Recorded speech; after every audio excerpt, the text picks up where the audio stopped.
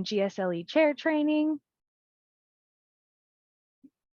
So our agenda for tonight, we are going to go over introductions. We'll review updates to the GSLE, go over breakout rooms. That's when we'll go to our breakout rooms and do our position-specific training.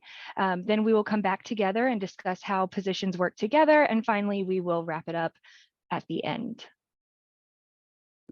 So if you could, in the chat log, go ahead and put your service unit, as well as the region. So if you're in Toledo in the north, Lima, Dayton, or Cincinnati, as well as your position and your favorite fall activity.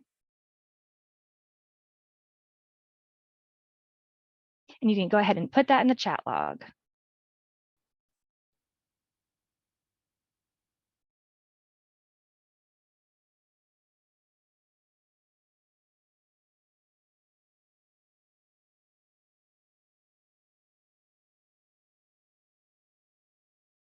Looks like we're starting to get some responses. Oh, and yes, while we're doing that, we'll go ahead and have our moderators introduce ourselves. Sorry about that. So my name is Abby Naylor. I'm the Troop Support Manager in the South region out of the Cincinnati office. I would say my favorite fall activity is probably apple picking because it's a long-standing tradition, like my whole life. So I will go ahead and pass it over to Maddie Hoffman, and she can introduce herself. Hey everybody, my name is Maddie Hoffman. I am the Troop Support Manager in the North region. And I think my favorite fall activity is probably pumpkin carving. Hi, I'm Jennifer Parker. I'm Troop Support Manager in the Central region. And my favorite fall activity is having a campfire on a cold, crisp night. And I'm Becky Sarantu, program team lead in the North. And my favorite is the hikes with all the colored leaves. Ooh, good one. I'm Cindy McCurdy. I'm the regional director for the Central region, which is Lima and Dayton. I just really enjoy like baking things with pumpkin. I love that for fall, pumpkin cake, pumpkin bread, pumpkin cookies. That's one of my favorite activities, and of course, sharing them with everyone. I'm looking forward to you sharing some of those this fall. Okay. Let's see, did we have anyone else that we needed to introduce themselves?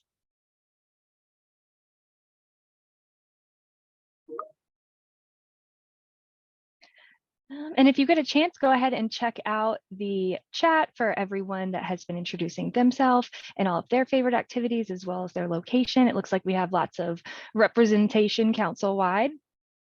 So you can go ahead and keep putting that in the chat log. We can go ahead and get started and move on. If you need any help with anything, go ahead and put that in the chat log as well. One of our moderators can help you. Jennifer, if you want to go ahead. Thanks, Abby.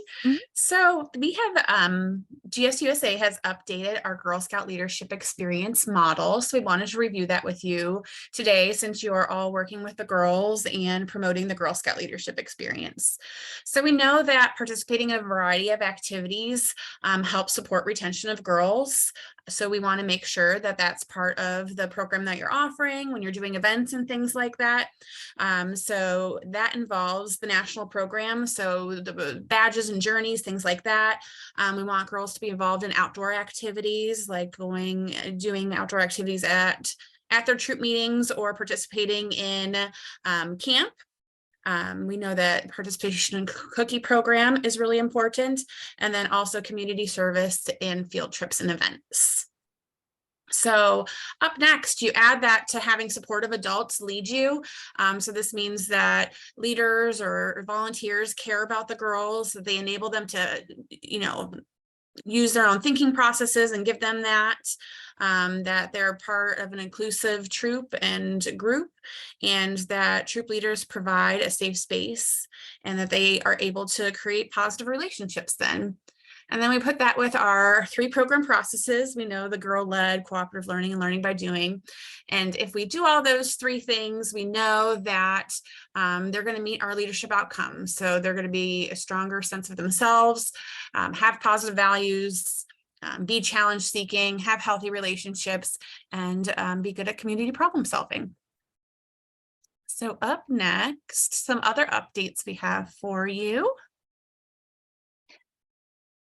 I'm so sorry. Our slideshow is frozen, but I think next we are going to go, she's going to go over some Looker updates or Looker training. Is that right?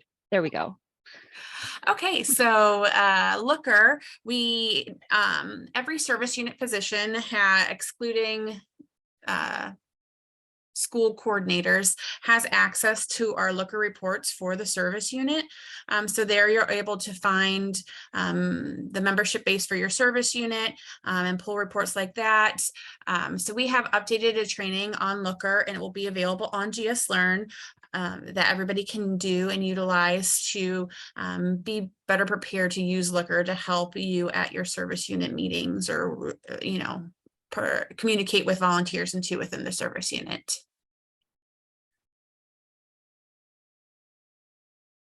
And now I'm going to demonstrate really quick show you where some resources are on our website. So I'm going to go ahead and share my screen.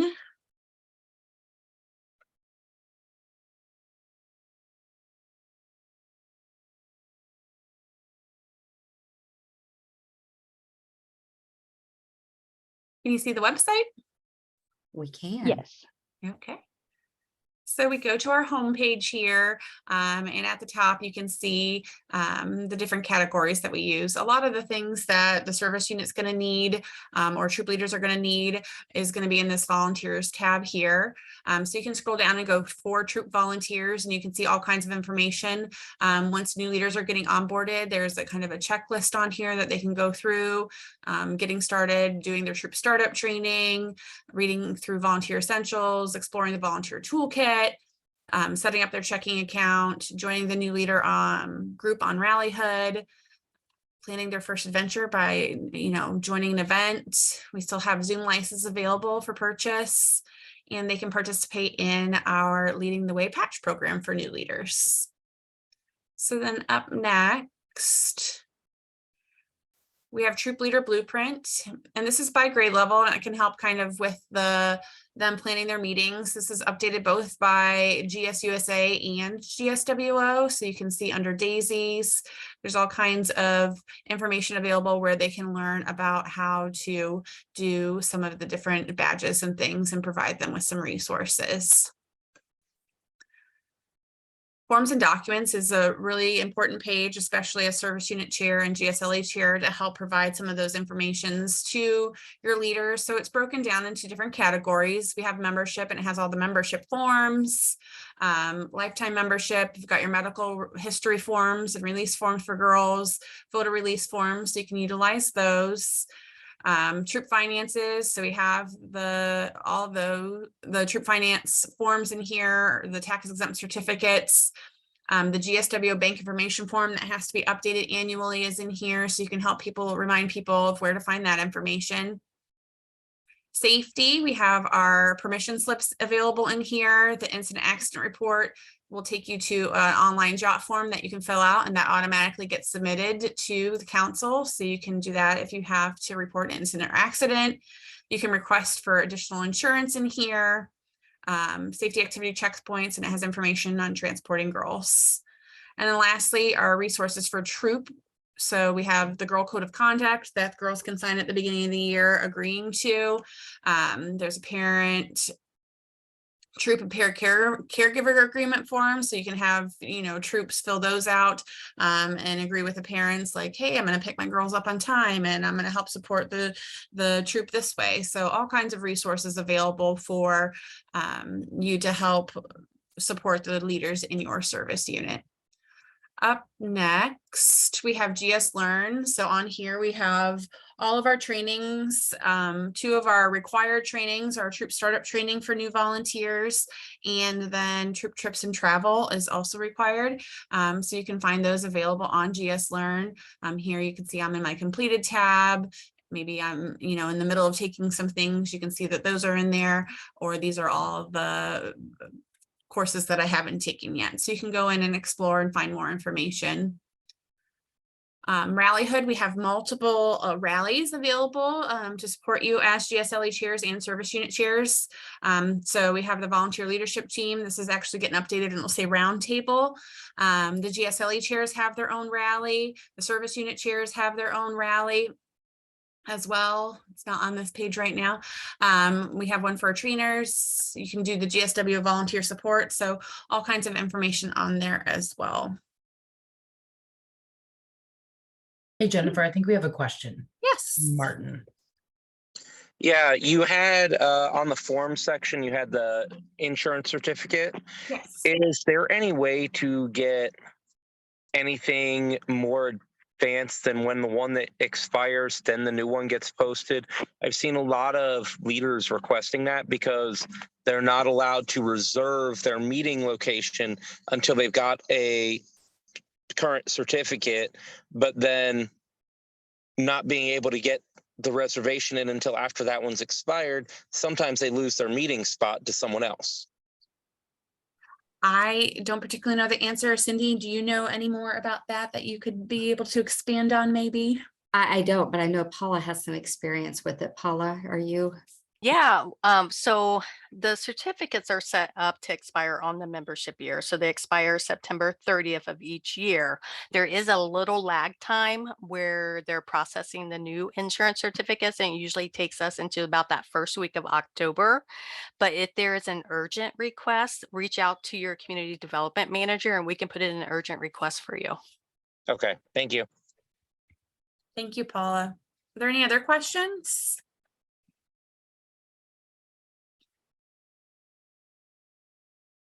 Okay, well, I'm gonna stop sharing my screen here. And I think I'm gonna pass it. I think we're gonna get ready to go to some breakout rooms, right? Yes, so I'm going to go ahead and open the breakout rooms. So you will go to GSLE or SUC respectively. For the ones who weren't assigned one, I'll stay in here really quick just to get you in the right room just because you didn't have one in your name. So I'll go ahead and open those rooms.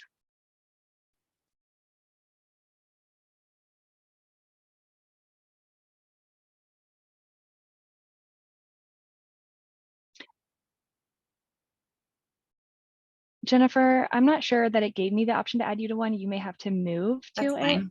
Okay.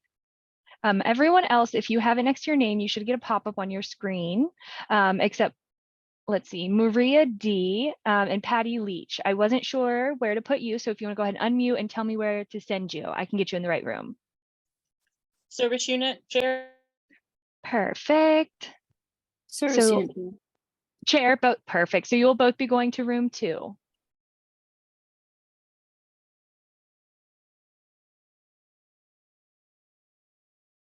All right, Jennifer, or Joyce, what room do you want to go into? Oh, she's.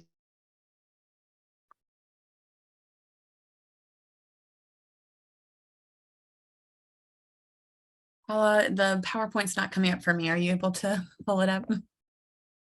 Yep, working on it. Jennifer, what time will we go back to with everybody? We have 45 minutes, so we'll probably be back at 7:02. Okay.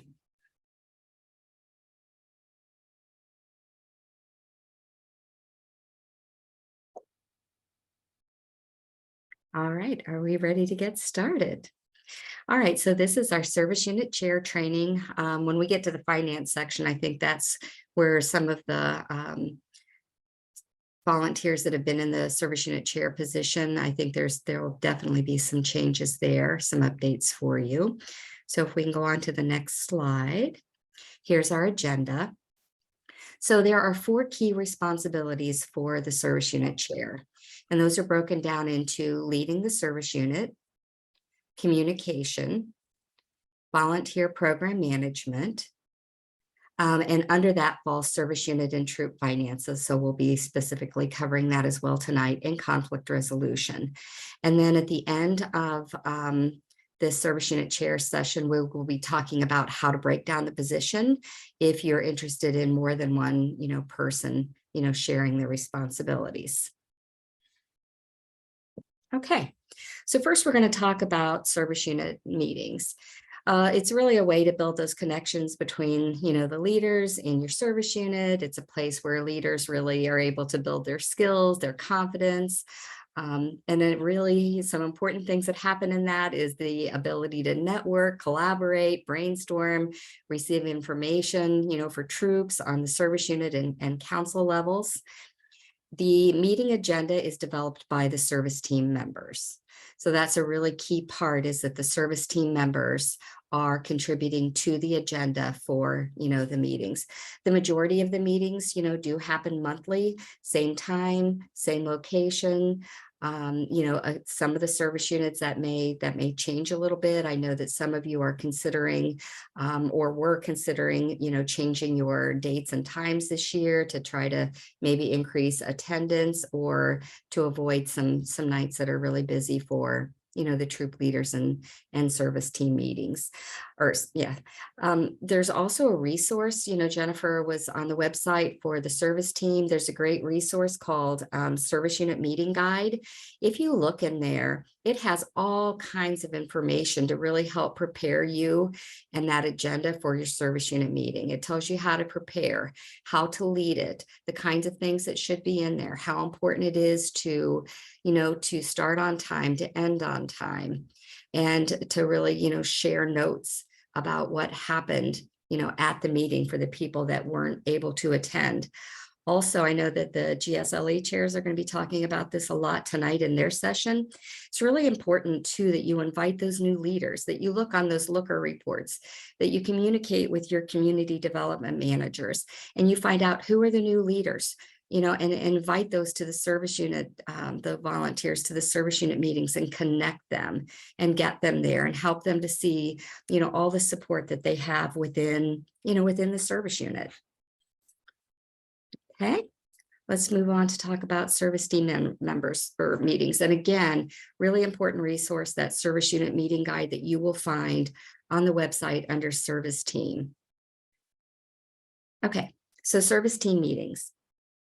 They're really important because they, what you're going to do is you're going to get together. You're going to bring all of the service team members, including your committee members, so that they can, discuss what's going on, what are the goals, what's in your annual plan, what do you need to talk about, what events are coming up, what learning opportunities, do you want to see happen, in the service unit meetings. And it really is a time to check in. Believe it or not, every service unit has membership goals. So they've got a new girl and new adult goal. They've got a renewing girl and renewing adult goal. So it's important that you check in with your community development managers, excuse me, check in, what are our goals, where are we, how are we doing, what's going well, just overall, what do we need to work on? Do we have issues that we need to resolve? What kind of things do our new leaders need? What do our returning leaders need? Are we on track? What membership campaigns are coming up? Is it on time? Is it invite a friend? Are we in, the fall recruitment membership campaign? What's coming up? How do we need to really prepare? But again, if you meet as a service team, then you really come together when you're at those service unit meetings and everybody is reporting out on, what they should be talking about. The treasurer should be sharing how much money is in the service unit account, the kind of things that that the money is being spent on, just like you do it like in your troop meetings. Okay, any questions on service unit or service team meetings? And again, don't forget that resource, all kinds of things in there. We also have another important resource is the service unit chair guide, and that was just updated. We will be sure and share that. And all of this information that we're sharing tonight and a lot more details are in that service unit chair guide. Do we have any questions? Okay, so that covered the first responsibility, and that's leading the service unit. Next, we're going to talk about communication. So communication happens, at service unit meetings. It happens, outside of the meetings and really like in your community. So think about, You know, what kind of things do you need to communicate on your agenda for your service unit meetings, highlighting important dates, making sure again that you're following up with those meeting notes. I know some of you feel like, well, if they don't come, then they're not going to get the information. It's really important to, excuse me, to be able to share that with the people, because people are busy, things come up, so that they still know what's going on. Communicating outside of the meeting, making sure that there's regular email blasts that goes out, that you have closed service unit Facebook pages. Some of you have, you know, service unit pages for the leaders. You have, you know, pages for the, you know, the parents, you know, community, you know, pages. Make sure that you're regularly reviewing the members of the group. And I say that because, you know, for your troop leaders, troops disband, people move. So make sure that they're, you know, that you're checking that, who's on there, are they still, you know, registered, you know, and background checked and a part of, you know, Girl Scouts of Western Ohio. So sometimes we forget, or like a couple years later, like you're like, we haven't looked at this for a long time, and there's people on here, we have no idea who they are. So it's important to, you know, to check that periodically. And also another way to communicate is text messages. You can put in the chat if there's other ways that you communicate outside of service unit meetings. So I'd love to see, you know, what you're doing. Spreading the word in your community. You are, okay, what do we have here? Record, okay, and post on the group. All right, so that people don't miss it, or if they do, they've got that information. Thank you for sharing. Okay. Letters in the mail. And we do have, there is postage reimbursement for service units. So if you are, you know, mailing things, you can get that in. If you have anything currently through September, losing my voice, I need to drink some water, then you'll have to turn in the receipts to your community development manager. But it has to be like, you'd have to get that turned in by the end of September for this membership year. And then starting in October, you can turn you know, additional receipts in. Okay, so spreading the word in your community, attending community meetings to share information about Girl Scouts, parades, fairs, festivals. A lot of that's, you know, been happening right now. Relationships with community groups. Put in the chat, be sure and share with us what kind of community groups are you a part of? Sharing photos and stories with local newspapers and media outlets. What a great way to show and share what's, you know, the great things that you're doing in your service units. And then Girl Scout Sunday or the Girl Scout Sabbath, again, you know, making sure that the service unit, that the troops and girls can participate. Do we have anybody sharing anything as far as relationships with community groups, and even asking people to come in and speak about what, you know, what they have to offer Girl Scouts? That's always nice too. Okay, volunteer program management.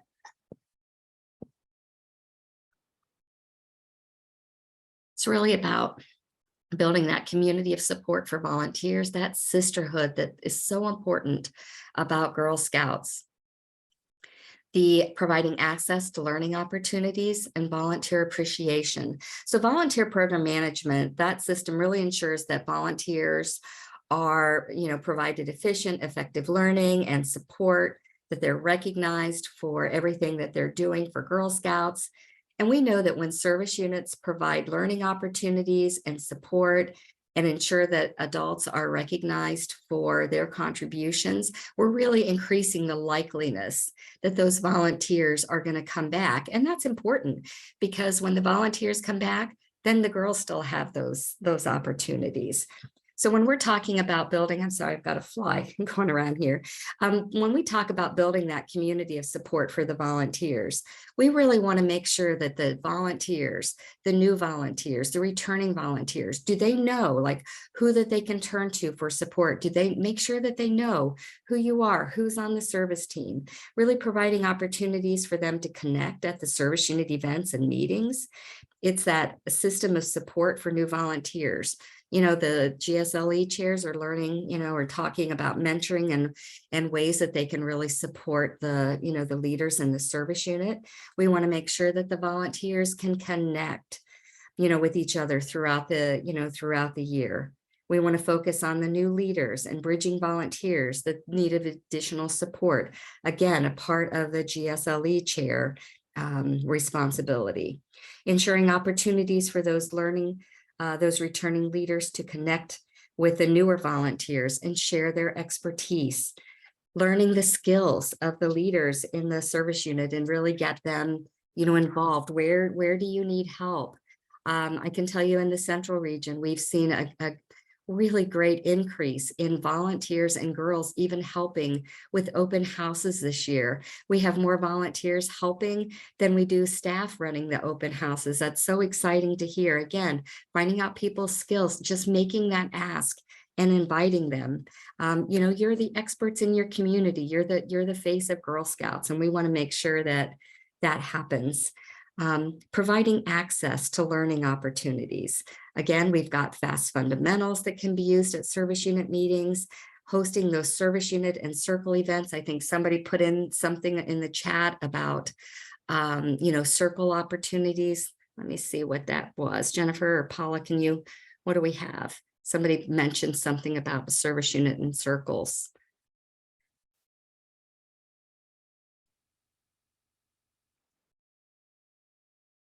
It says GSWO would organize in which service teams from maybe 4 to 5 service units would come together sporadically throughout the year. At the present, we are trying to work with 2 local service units to try to share events, CSA help, and etc. I think it will be hugely successful. It is involving those sister service units is, again, it's so important because you have more opportunities to offer the girls, and even like the older girls, it's so important that they have things just for them. So volunteer appreciation. We have, volunteer of the month that the Girl Scouts of Western Ohio does every month. We have the GSWO and GSUSA, formal awards, but there's also lots of ways to informally appreciate your volunteers. So if you would put in the chat some of the things, the informal things that you do for, the leaders, for the troops, what do you do for informal recognitions throughout the year? Or do you even host like something at the end of the year, some kind of, a dinner? It was really nice this past year that Girl Scouts of Western Ohio, we were able to bring back the in-person events and celebrate all of the great work that you do and recognize the volunteers that received those awards and those membership pins.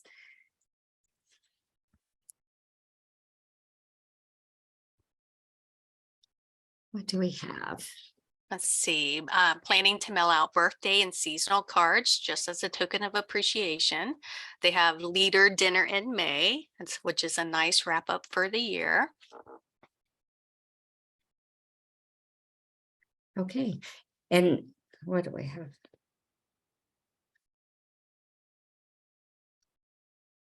Thank you, Martin. Does anybody ever do like any kind of like even a carry-in or, just to recognize people that have helped with open houses or helped with recruitment or helped plan an event and just recognize everybody stepping up to do all of the work? At the annual Green and Gold, they recognize leaders and get them a small gift. This year it was M&Ms. Hey, Don, I'll take some of those. I love M&Ms. Now, Trisha says she does it for the girls in her troop, but now she plans to do it for the leaders too. We appreciate Trisha, you stepping up to become the new service unit chair this year. Thank you. Okay. Any questions about volunteer program management?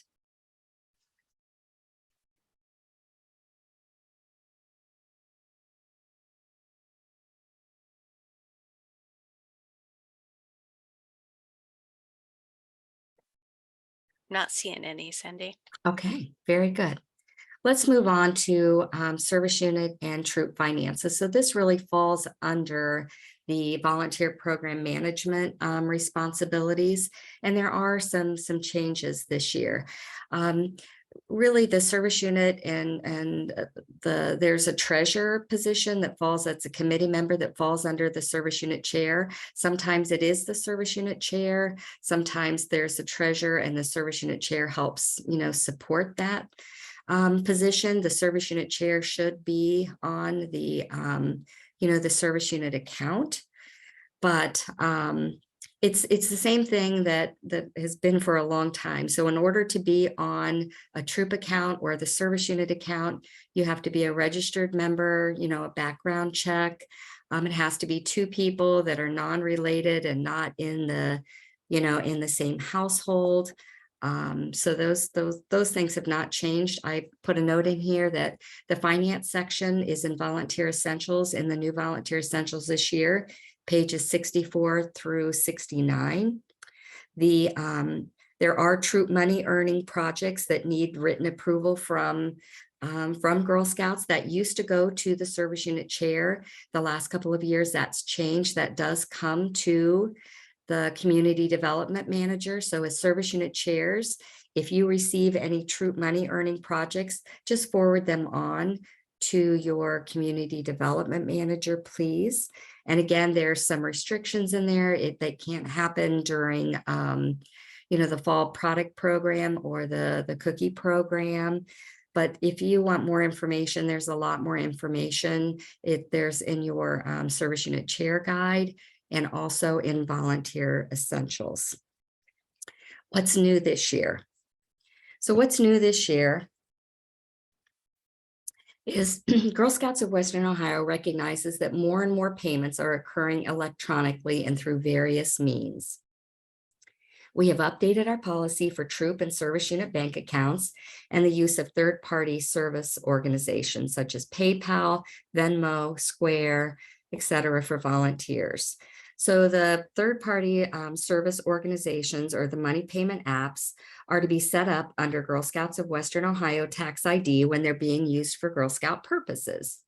If you cannot use our tax ID, you will want to consider a different payment app. So troop bank accounts are to be directly linked as the depository bank for these apps. Girl Scout funds should not be deposited into personal bank accounts prior to being deposited into the Girl Scout account. There are 3 other items to consider when determining which app to use. And again, this is in Volunteer Essentials. There's more details in there, but you should consider, are there fees, documentation, and support? So those are the 3 things to consider. Examples of money payment apps that could be used to collect funds for troop or service unit accounts. So there's the Clover Go, the digital cookie M2 platforms that Girl Scouts of Western Ohio recommends using during the product programs. Any fees are paid for by Girl Scouts of Western Ohio. That's a huge plus. So no expense to, to the troops. Square, it's a common app that's used. And again, fees do apply when you use Square. PayPal is a popular app for collecting funds for dues, events, trips, and again, fees do apply. So be sure and look in Volunteer Essentials because the tax law, the tax law changed effective January 1st of 2022. So you want to be sure and read through that so that you're familiar with it, because you could get questions, from the troops and the leaders. Again, any questions that we can answer or try to get some answers for you in this section? Comment to add, those that use PayPal, about a month and a half ago, PayPal redid their terms for nonprofit contributions, and it's something like $5 worth of fee for every $50 that you pay. So if someone's paying $65, it'll charge them an extra $10 as a PayPal service fee. So just keep that in mind. If you opt to use PayPal, double check their terms because they did update them and they are not very friendly. Yeah, and because that, the usage has increased so much, that's the reason we had to include it and put it in Volunteer Essentials. let's see, Jennifer says they use Cheddar Up, and that's been life-changing. And then Martin also had a question about removing people from the service unit account, which you should work with your community development manager on to get that change made, and then make sure that they take the treasurer training.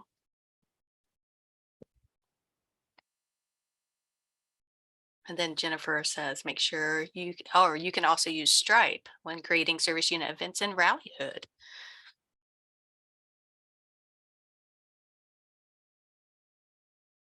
And that's it. Okay. All right. So the next responsibility, the fourth responsibility that we're going to talk about tonight is conflict resolution. And that is always, a subject that sometimes can be hard for people because it's uncomfortable for them, but conflict does happen. And it really is essential to being able to support your troop leaders, your parents, the service unit. And there's a reason why we put the girls on this slide, because everything that we do when we're trying to resolve those conflicts, we want to keep the girls at the forefront and center of everything that we're trying to do when we're looking at resolving those issues. It's not about the adults. When we're trying, how does it affect the girls? What's the best outcome, for our girls? So in order to prepare our leaders for problem solving, where girls are involved, again, focus on the girls, number one. Number two, how does the situation affect the girls? Number three, what resolution would be best for everybody, for all the girls? Remembering our code of ethics. Really, it's about the Girl Scout promise and law and the Girl Scout leadership experience. Confidentiality is also a key. Only the parties that really need to know about everything involved in the situation should have the knowledge about the details and participate in those problem solving.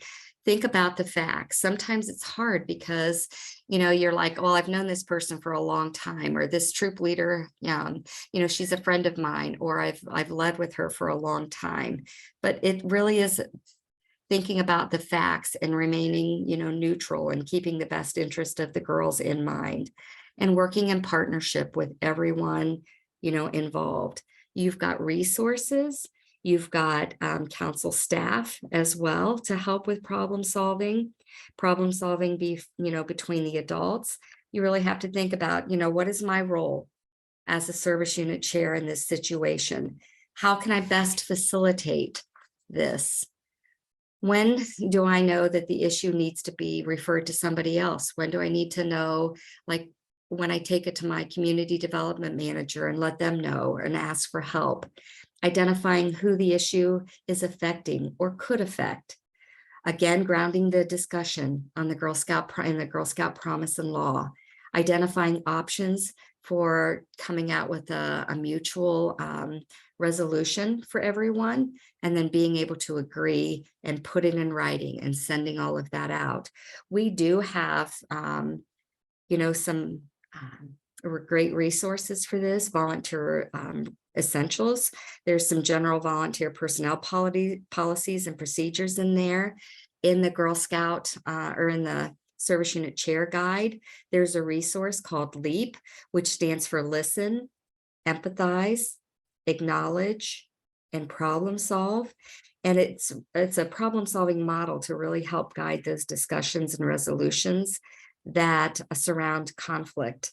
And that's in your Service Unit Chair Guide. And don't forget your community development staff. They're a big source of a resource for you in helping to resolve those issues. And again, it can be very difficult when you know somebody.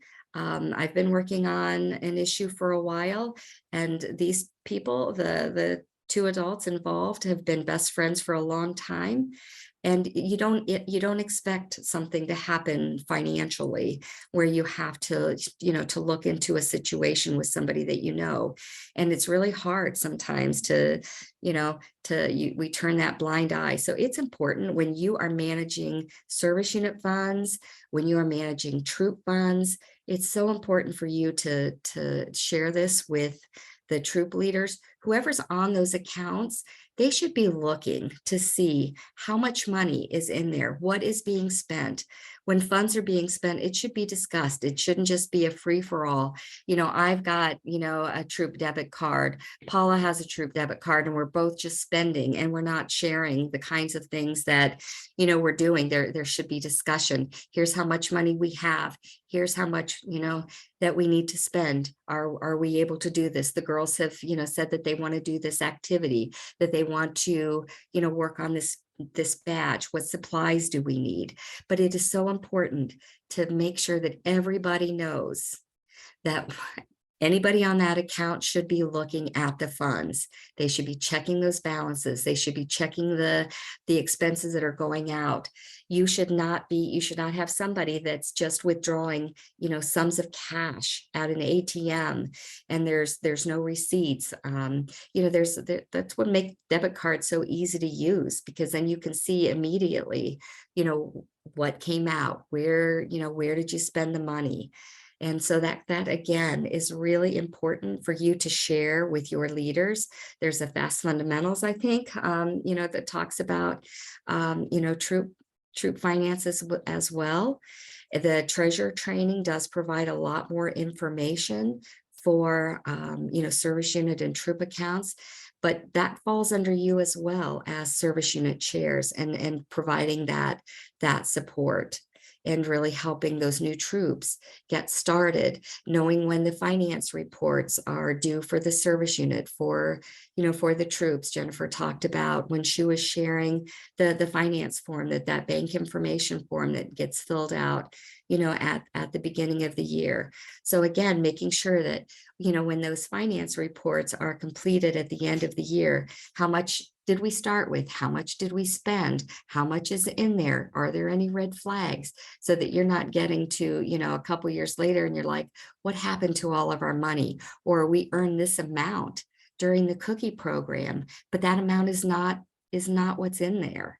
So that's important. Does anybody have anything that they'd like to share about you know, conflict resolution or things that you struggle with, or things that you would like to see us as council, like how we can support you when you are trying to, you know, resolve those conflicts? Again, we want them to start at the lowest level, and that's what Volunteer Essentials, you know, says to do. That you start, you have a discussion, you bring everybody together, and you try to come up with a resolution that really benefits and keeps in mind the girls. Any questions about conflict resolution? I'll give them a second, Cindy, but I don't see anything yet. Okay. But it is funny. A lot of times this conflict pops up because people aren't talking to each other. So that starting at the lowest level is very important, just to get them talking to each other. You know, staff members, we get lots of calls from parents that are upset up with their leader about something. And my first question is, have you talked to the leader? And 9 out of 10 times they haven't. So I give them some tips and walk them through how to have that conversation. Yeah. And again, as adults, we role model for the girls. So if we're not able to get along with adults, and that's obvious, like in the meetings or during activities, that's going to trickle down to the girls. And we want to role model to them how to get along with each other, how to talk to each other, and how to be respectful. Maria says, can we get a FAST fundamental for communication and conflict resolution? Carrie says that would be helpful if we are able to have online electronic access to troop and service unit bank accounts. At present, they're only able to receive monthly statements by mail. Depending what bank you're with, Fifth Third, you are allowed to have electronic statements and be able to view things online with Fifth Third. Carrie, PNC. Yeah. Sorry. Yeah, we can't help it. And we do have a FAST fundamental on conflict resolution. So that's going to be a great resource and something to, to be sure and check out. A lot of times the finance issues come up this time of year when troops are starting again and they're like, our money's not in here from the cookie program, or, after the fall product program, cookie time, are times that we really see an increase in people calling in, whether it's troop leaders or parents, questioning, the money. And again, it's so important that the treasurers and service unit chairs, that you are role modeling and sharing the kinds of, what you have in the service unit account, and really showing, how to share that with, with your leaders and the importance of that. Here's what we've got. Here's what we plan on spending. And having those conversations. What else is coming through the chat? Brenda, now that you say something, I do believe PNC has updated their policy that you can do it online. So I would just check in again with PNC for the people who haven't been able to access it before, to see if they're able to give that to you. Or and then look in the volunteer essentials for Jonda's phone number if you aren't able to see if she can help you get that set up as well.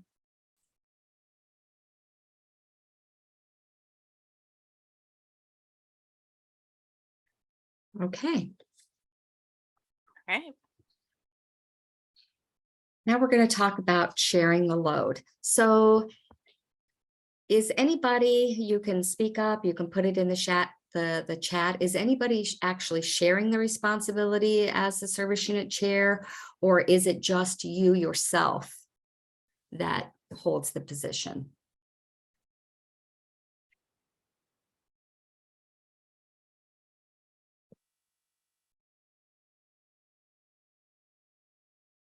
How many of you are brand new service unit chairs this year?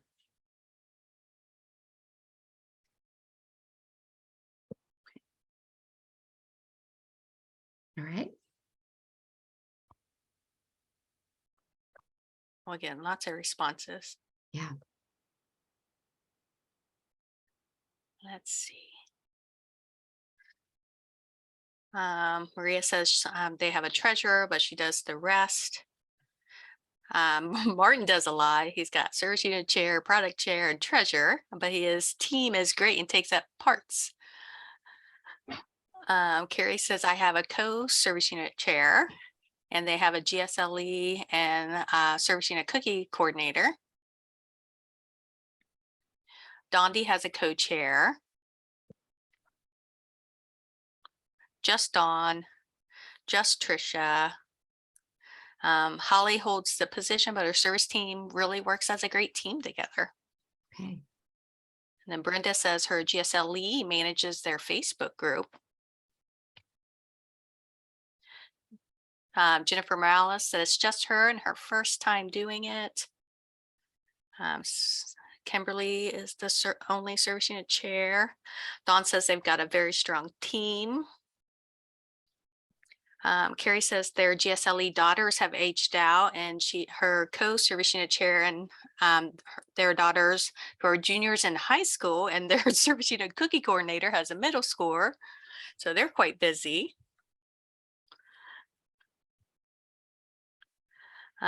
Jennifer Monahan says she has an awesome team. Martin's expressing some love there for Carrie. All right. And there are a lot of service units. Like when you look at the different responsibilities, there's a lot of service units, a lot of service teams that people just pitch in and make sure that, everything happens. And again, identifying those strengths of the volunteers in the service unit and who's going, to do what, because just because it's written in a guide or, showing in volunteer essentials, here are the key responsibilities. The important thing is that the job gets done, and by somebody that really wants to do it, and they're going to do, that they're going to do it well. Again, that really leads to retention of your leaders and ultimately retention of your girls. So when you think about the 4 different key responsibilities for the service unit chair, leading the service unit, again, organizing and implementing those service unit meetings, those service team meetings, service unit annual planning, making sure that, you know, that you assess and develop your plan and that you look at it. So who, you know, who can do that? When you look at the communication, including important dates and deadlines on the service unit meeting agenda, following up after those service unit meetings, communicating outside of the service unit meetings, those Facebook pages, like who's going to take care of that? Spreading the word, making sure that the activities and the things that the troops are doing are, you know, listed in the newspaper or social media, just again, you know, increasing that visibility for Girl Scouts in your community. Volunteer program management. Again, some of the responsibilities for that is really building that community of support for your volunteers, providing access to those learning opportunities, that volunteer appreciation, you know, who oversees the, you know, that the volunteers know how to nominate, that they know what that the formal awards are, that they know here are the GSUSA, here are the GSWO formal awards. What are some things that we can do? And you had a lot of great things in the chat that you do to appreciate your volunteers. You know, who can do that? You know, how can we share that load? And again, in partnership with the treasurer overseeing those service unit finances, the conflict resolution part, really understanding the guidelines and the problem solving for Girl Scouts of Western Ohio as a volunteer, helping prepare those leaders, you know, to problem solve where the girls and the adults are involved. So when you look at the 4 responsibilities in the other service team positions, it's really easy to say, okay, here's how we can share the load. You take these 2 responsibilities, I'll take these 2. But with the service unit chair, you really can mix and match these. So you don't have to put like 2 of the things on, you know, one person. You can look at it and say, okay, you can do leading the service unit and volunteer program management. You could do the communication, the conflict resolution, leading the service unit and the conflict resolution. So again, this can be divided up as long as you have that conversation about who's going to be responsible for what. So when you share the load, here are some things that are similar. So you're still going to be responsible for and take training on welcome to the service team, really understanding the role of the service unit chair, the service team responsibilities. And again, the service team responsibilities are listed in Volunteer Essentials. They're listed on GSWO website. They're listed in each of the training guides, the service unit chair guide and the GSLE chair guide. Both of those guides have every single position and the key responsibilities listed in there. So that's important to know. So even if you're sharing that load, you have to understand what the responsibilities are for each of the service team so that you can do that. Leading the team, again, that's something that would be shared by, you know, both co-chairs, and service unit looker reports, you know, understanding what's on there. Now, it could be once you understand them and you have that discussion, maybe one person is going to be responsible for that, you know, as the, you know, in the service unit chair, you know, role. But thinking about, again, you know, trying to ease and lift, you know, your responsibilities and everything that you're doing, because many of you are troop leaders. Some of you are holding multiple positions. How can you involve like more people? How can you get them, you know, really involved, and even just taking some of the responsibility? Maybe it's the, you know, really understanding what those formal awards are for GSWO and GSUSA. And you're like, okay, I've got this. I will come to the meetings. I know nominations are due February 1st. I'm going to be, you know, I'll start talking about this in November, December, really hitting that and identifying, you know, who can we nominate, who's doing great work. So it's just even sometimes just taking a few of those bullets. Any questions about how you might share the load? Again, some of you are like, I've got this. Oh, I'm fine with doing, you know, all the responsibilities of the service unit chair, or I just have one person out of all my responsibilities and they're just going to take over like this part, but they're still a part of my committee. And I am, you know, the service unit chair. Let's see.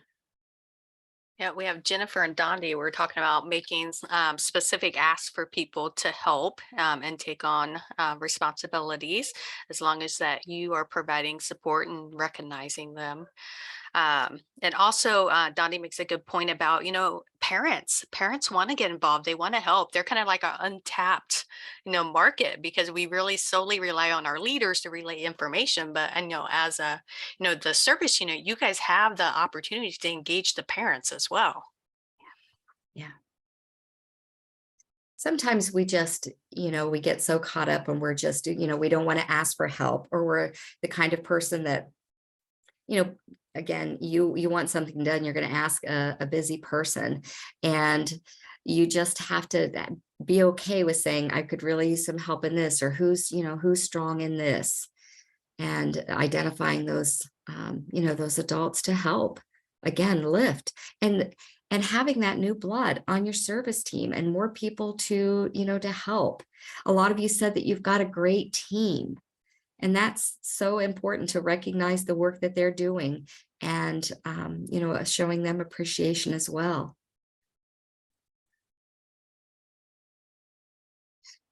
All right, Martin, this year you are adding to have a service unit team meeting. Those are so important. Again, then you're prepared when you go to those service unit meetings and run those service unit meetings. Everybody's on the same page. You know what you're going to be talking about.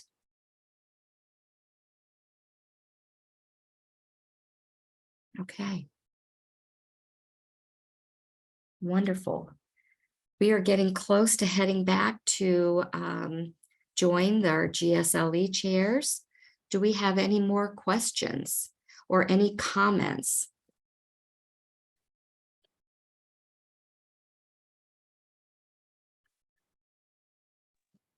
Yeah, a question I had. As the service unit chair, I got and it may be because I was treasurer and product chair as well. I don't know which one of the roles I did.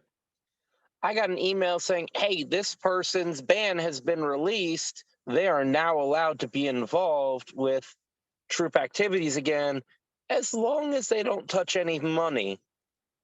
I had no idea until I got that email that they weren't allowed to do that stuff, and they were listed on my list as the cookie chair for the troop. Is there a master list for people that aren't supposed to be doing things that we can cross-reference? I would suggest, I just had a conversation with Hillary today. She's our volunteer human resources manager for all of Girl Scouts of Western Ohio. And she, we were talking today how, there's not really a master list anymore for service units. I mean, Martin, as the service unit chair, when somebody is removed, or they're, they can't volunteer anymore, you'll be included in an email that says, Cindy McCurdy is not an approved volunteer, and they'll include like whoever needs to know, whether it's the troop leaders or what. And they will not provide the details on what's happening. Sometimes it'll happen, after like the fall product program, or after the cookie program, because there's been some financial concerns. But Martin, at this time, there is not, there is not a list, and that does change, because we were having the discussion, what do we do when, somebody comes in, or even like somebody changes service units. The good news is that if somebody's trying to volunteer, and let's say they move from your service unit to Dondi's service unit, they still, like if they're eligible with Girl Scouts of Western Ohio, that will be in their record, and they will not be able to volunteer.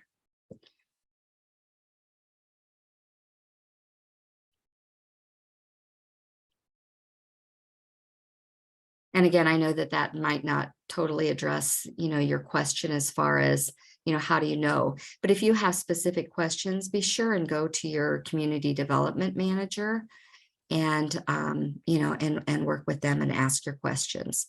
And if they don't have the answer, then, they can go to somebody that can help provide that answer on some of the volunteers, that they're former volunteers, even in your service unit.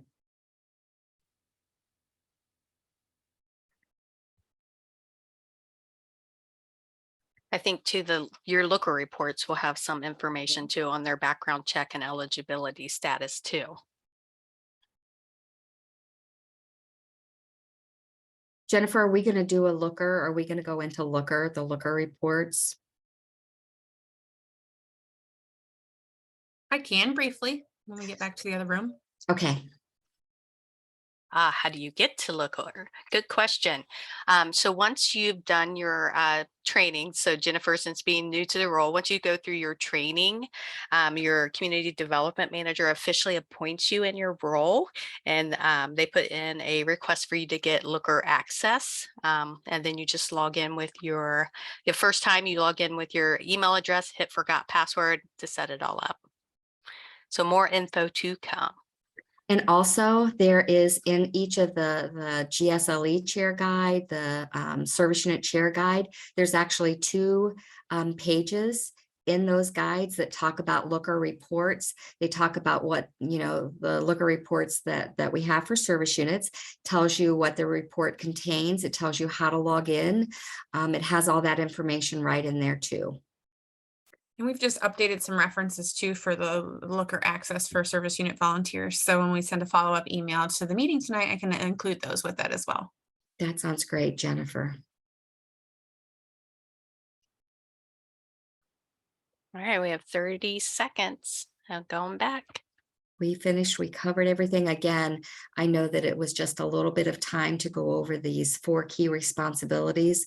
There's more information in your guide, but also be sure and follow up with your community development manager.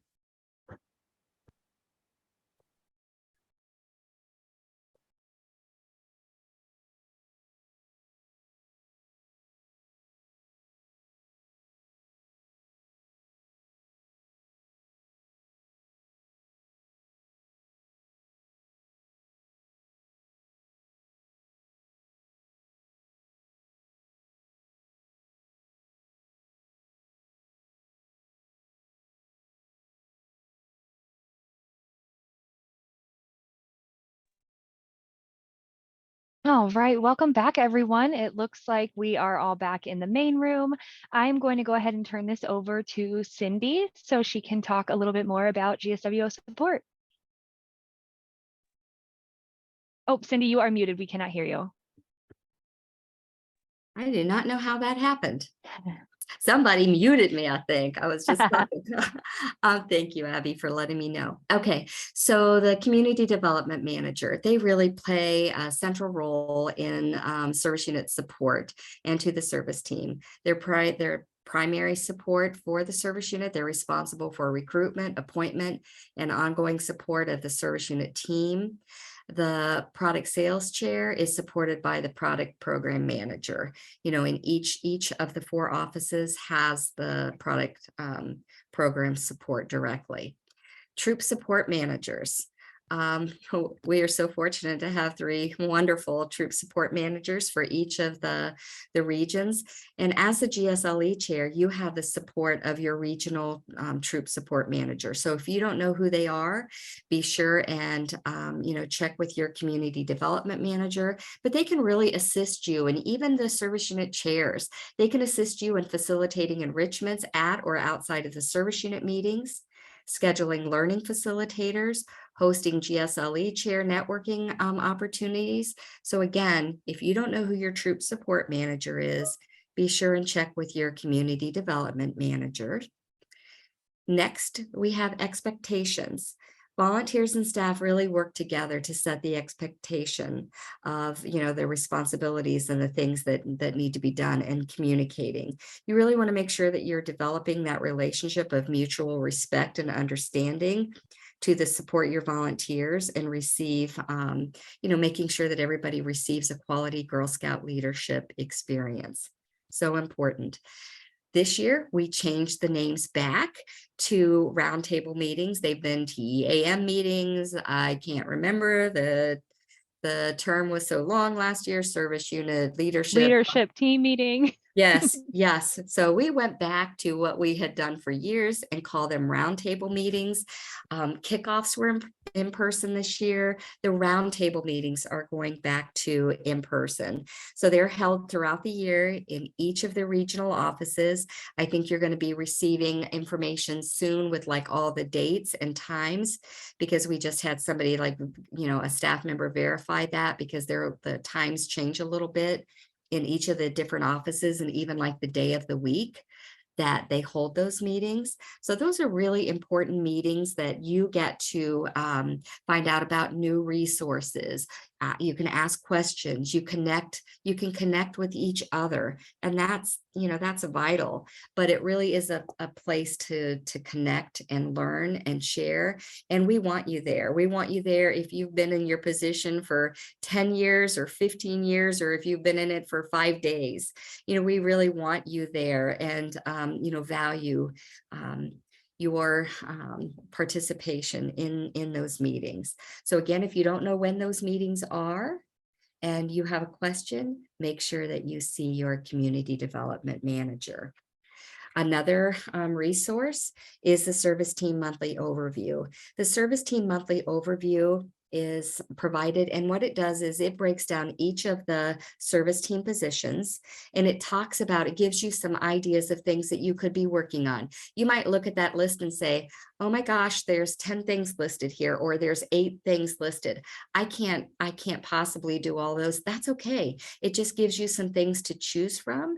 You might be doing something entirely different and only doing maybe 1 or 2 of those things, but it helps, maybe keep everybody focused. It can help, when you meet as a service team, it can help you develop your agenda for your service unit meetings. And it can also help you to see, as the service unit chairs and the GSLE chairs, it can help you see even like the other positions, the kind of things that they're working on, the kind of things that they should be doing, within that month. So the one for September will be coming out probably in about another week for your September meeting. So we always give them to you at the end of the month before, so that as when you meet as a team, that you're really able to, to put those agendas together. We also have a GSWO Service Team Support Facebook group. And that's important. Again, that's council-wide, like all of you on here, tonight, being able to like connect with each other and have that, that again, when we're talking about the sisterhood of, Girl Scouts, of making sure that you are connecting with other volunteers in your same positions, sharing what you're doing, asking your questions specifically for your service team roles. Okay. And reappointment. So reappointment happens, you'll meet annually with your community development managers to talk about the work, your role, identify, areas of growth, and really coming up with a plan for the next year. Vacancies. In the event of a service team vacancy, so you might look and say, oh my gosh, I don't have, our service team doesn't have a data chair. We don't have a recruitment chair. We don't have, a service unit chair, but we have a GSLE chair.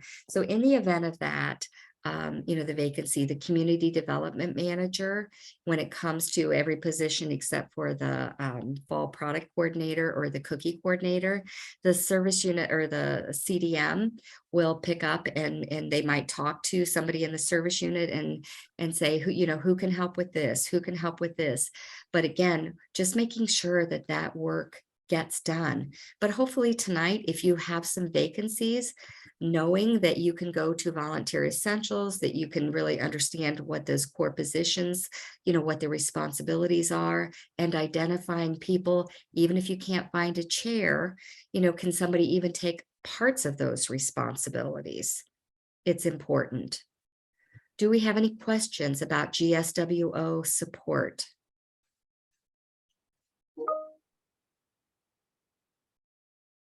All right. Well, if anyone thinks of any questions, go ahead and throw those in the chat log.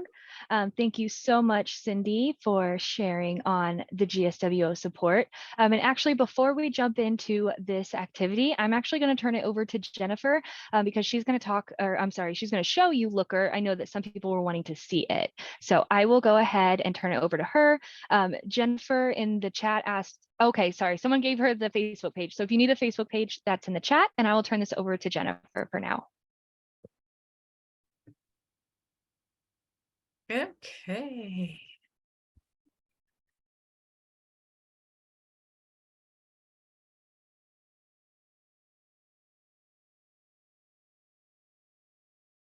Well, when you Jennifer's, all- I was you going can to say, Katrina? I was just going to say, while you're pulling that up, put in, if you've ever used Looker before, if you've been using it, please put in the chat. Let us know. Or if you've Oh, never yes. used it, or you have no experience, or you're like, I don't even know what Looker is. It's okay to say that. When you log in, you might see one thing on the page. Mine will show my recently viewed at the bottom, but you can search your folders and it'll show your service unit in there. Mine has a bunch of other stuff because we have a little bit more access as council staff, but I'm going to kind of show you what you'll be able to see. The search function works really good. So I'm just going to type in service unit roster because that's what all your stuff you're able to see as. So you have your service unit full roster.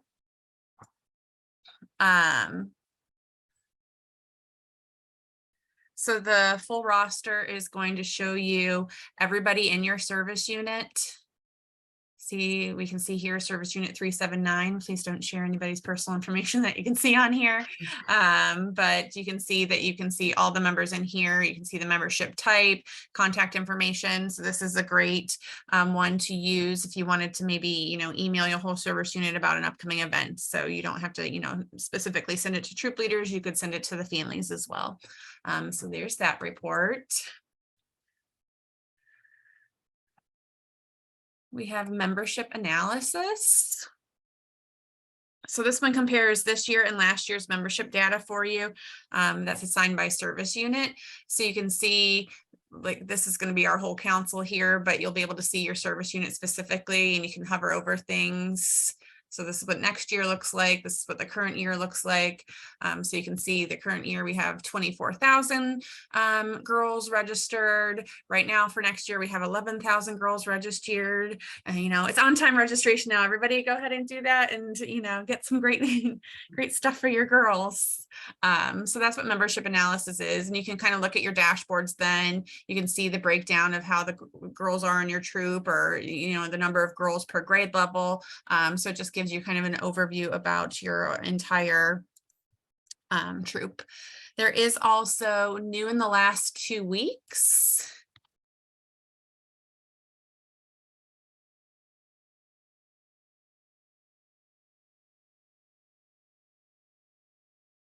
So here we'll see everybody that has registered as a new member in the last 2 weeks. This is a great one to check out to see if you have any new leaders that are coming. So you can start providing them with communication about service unit meetings and events, welcome them to the service unit.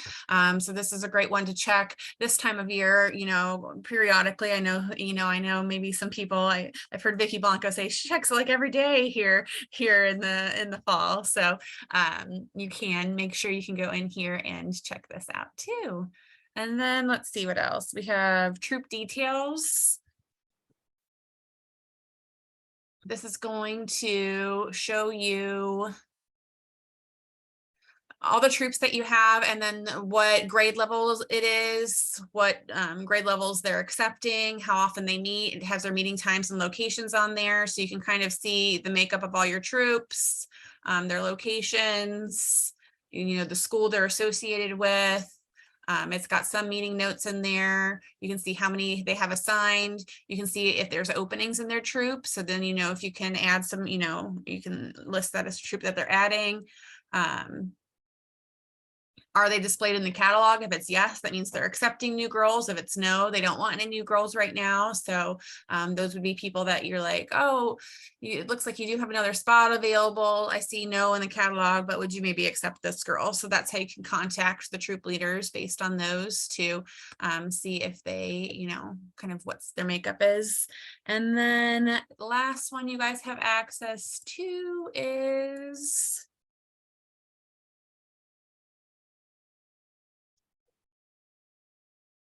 the GS Learn summary. It's gonna take a while because it's got a lot of stuff. This one, it looked like you have like a lot in here because it's gonna say like 200,000 or something like here when it catches up, because it'll say all the courses that we have available, and then it will times that times all the people that are available. So that's how many potential courses could be taken. See, I was close to 200,000, 191,000. So yours will be smaller because it'll just be your service unit. But this is a great way to see if they've taken their troop startup training, if there's other things that you know that they might be interested in doing, or maybe you have, you know, your service unit team, your service unit chairs checking to see if people have taken their looker training or things like that. So you can kind of filter things out. If you go to a large report like this and you hit the 3 buttons on the side here, you can download the data. And you can do it to a CSV file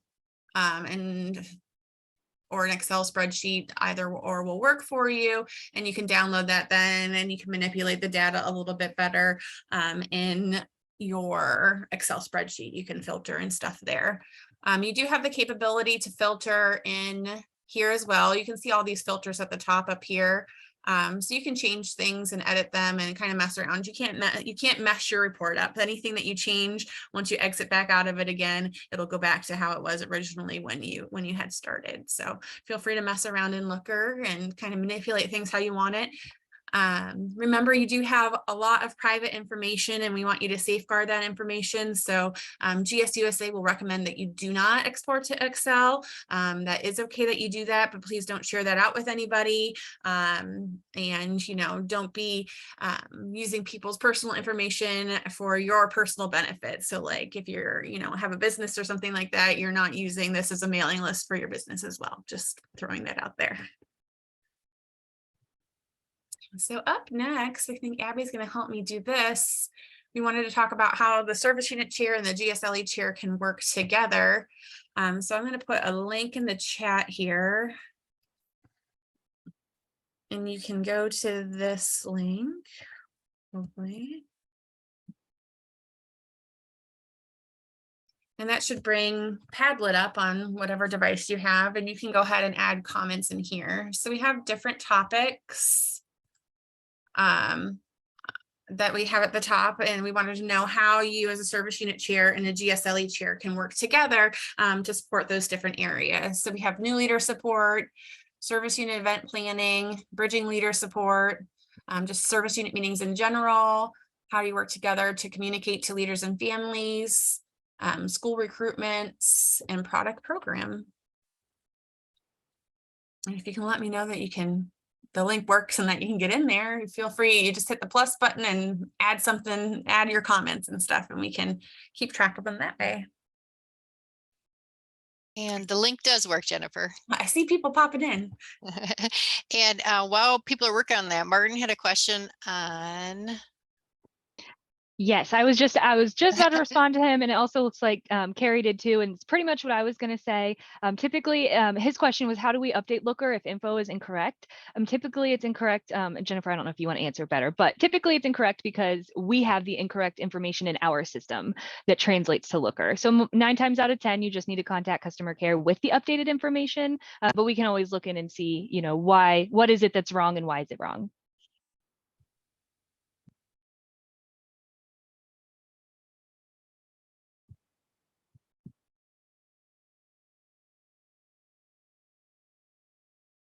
Got people adding stuff in. So for new leader support, we have mentor and new leader orientation together as a service unit. So you can do that. New leader mentoring, both do what's needed to feel supported for everybody.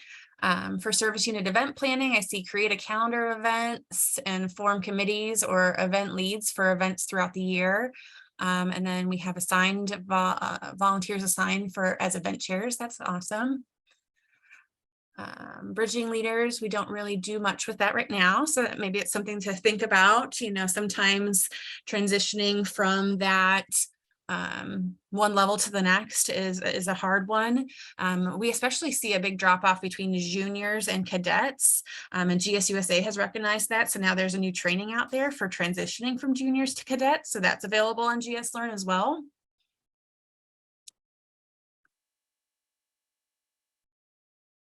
We get all kinds of stuff on here.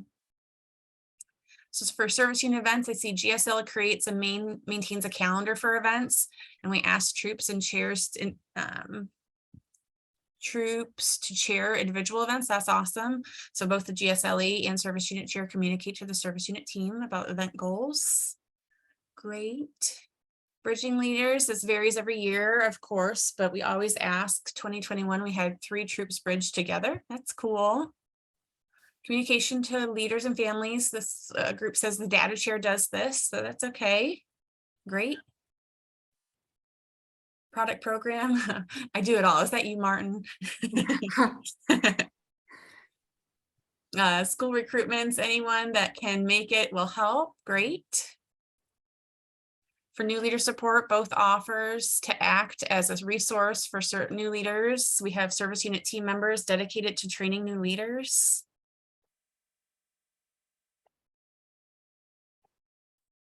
Service unit meetings, the chair leads and the team helps always engage all the leaders in some way. Typically low turnout for volunteers. This year, we're trying to alternate between Mondays and Tuesday meetings in hopes of having a wider variety of attendees. Work with all the members in the service team to create an engaging and informative service unit meeting. Plan mini trainings together to present during meetings. That's great. Communication, we use Facebook to communicate meetings and Facebook Messenger. We email minutes to leaders after meetings, and we will Zoom our meetings for those who cannot make it. That's great to offer alternative ways to attend the meeting. That's supportive. Here's another one who does Zoom. Product program, push the goals of the cookie program as the service unit team to leaders and provide trainings for cookie managers and fun activities. Recruitment, find ways to get older troops involved so that's not so much one person's shoulders. That's a great idea to get the older troops involved. Love all the sharing. Absolutely. These are great ideas. So we can share this out when we're done too. Mhm. But I think we have a survey that Maddie's going to put in the chat log if you guys wouldn't mind letting us know how the training went tonight. That we would appreciate it. There it is. And we can also open up the last few minutes to any questions anyone has from anything we went over tonight, any comments they want to make.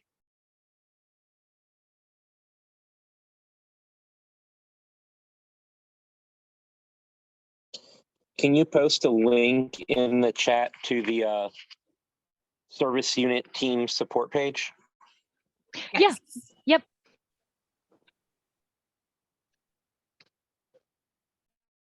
Do you want me to do that, Abby? Yeah, Rally- I can do that. The Rally Hood one?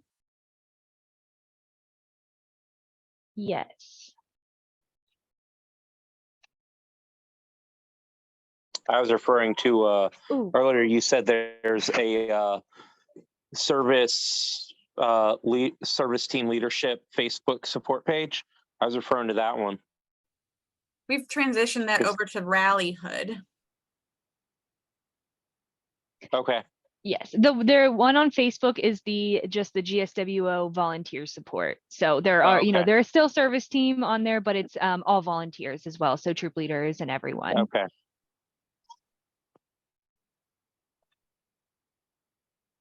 I can share the link to the Rally Hood for the volunteer leadership team for Rally Hood, and I can also share the group. I think it was shared previously, but I can share a link to the Facebook group as well if anyone wants to join. Oh, I'm so sorry. It looks like I accidentally direct messaged the link to someone. Let me go ahead and send it in the chat. There we go. There's the Rally Hood for anyone that would like to join. Can you also send the service unit chair rally hood and the GSLE chair Mhm. rally hood links too? Absolutely.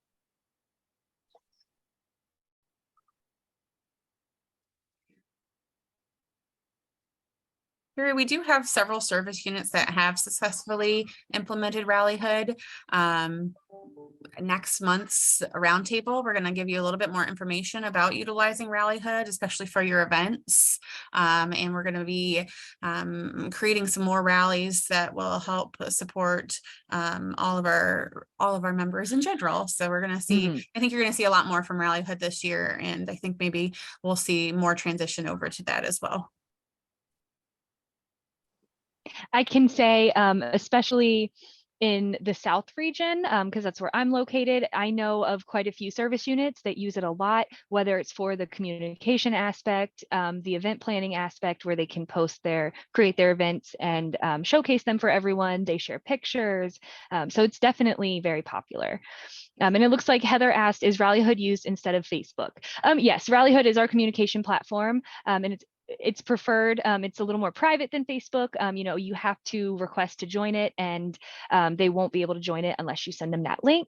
And you can share pictures without, worrying that anyone else can see them, information about what you guys are doing, and things like that.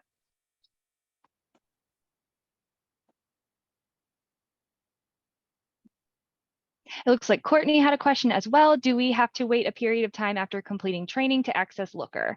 No. So once you have completed the training, and as long as you have the roster, the Looker access role added to you, which we can help you, that's nothing you need to worry about. We can make sure you have that on there. That will make sure that you ensure you have the access to Looker. So if you don't have access to Looker, let me know and we can make sure, see what's going on. And yes, Heather, we will post the service unit chair Rally Hood. I'm sorry, Jennifer, go ahead. Or no, this is Cindy. Abby, I was just. Oh, Cindy, I'm sorry. No, it's okay. I don't have my. I was going to say that there's a commitment form for each of the core positions that, the community development manager will ask you to complete. It just goes over some of those key responsibilities and you check that, yes, you're willing to do this and, what areas of support that you need. But yes, just let them know that you're going to need access to Looker. And they can take care of that. And as Paula did share in the service unit chair breakout session, it can sometimes take about a week to get that access. It's really just our platforms communicating to each other. Yes. And really, if you need information from those reports before you have access, your community development manager can get that information to you in your role. Perfect. Thank you.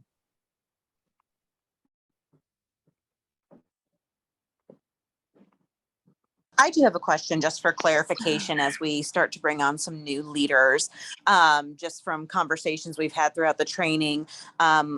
We are supposed to direct them to GS Learn for the new leader training module on there.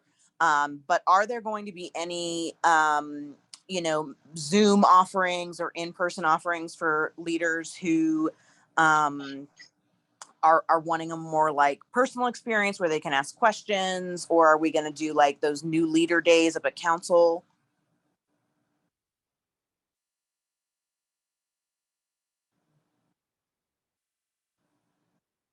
Let's see. Sorry, I want to see if anyone else wanted to chime in. I was going to, Abby. Oh, perfect. Okay. Yeah. So we will offer new leader fairs 3 times this coming year. So in the fall and early winter and then spring that new leaders can come to. But also when the new leaders are taking their online GS Learn training for Troop Startup, we want the service units to host service unit orientations to help connect them to the service unit. And that's how the GSLE chair and service unit chair can really work together to make sure that we're inviting those new leaders to that one-on-one orientation session to get them comfortable and acquainted with the service unit and you guys as the volunteers. Got it. Thank you. Thanks, Paula.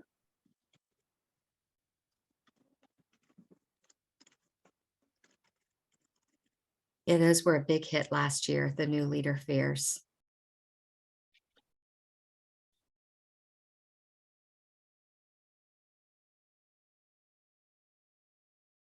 They were. And if, you know, I just want to stress that if maybe you have, if they're going in their second year and they're still a little nervous, tell them to come. We're not going to turn them away. Absolutely. Where are the fairs usually held? Trisha asked. So they are at each location, each regional office. So Maddie Hoffman up in the north, you would see her at the Toledo New Leader Fair. If you're in Central Lima or Dayton, you would see Jennifer Parker. And then if you're in Cincinnati, then you'd see myself. But then we do have one, so we have two at the office, sorry, I apologize. And then our third one in April is actually at our different camp locations. So I think Camp Libby, Rolling Hills, and Stony Brook. Sorry, getting me to think too far in advance. And we can get the flyer out for that as well, so you can share that. All right, did we have any other questions, concerns, comments? Heather, I will get you the link to the correct Rally Hood. I do apologize. And we'll include all this information in a follow-up. We'll send you the Rally Hood information, any resources that we went over, the Padlet link, things like that. So if there's something that you want to see, let us know and we'll get it out to you. But thank you so much, everyone, for joining us tonight. We hope that you enjoyed it. Have a good night.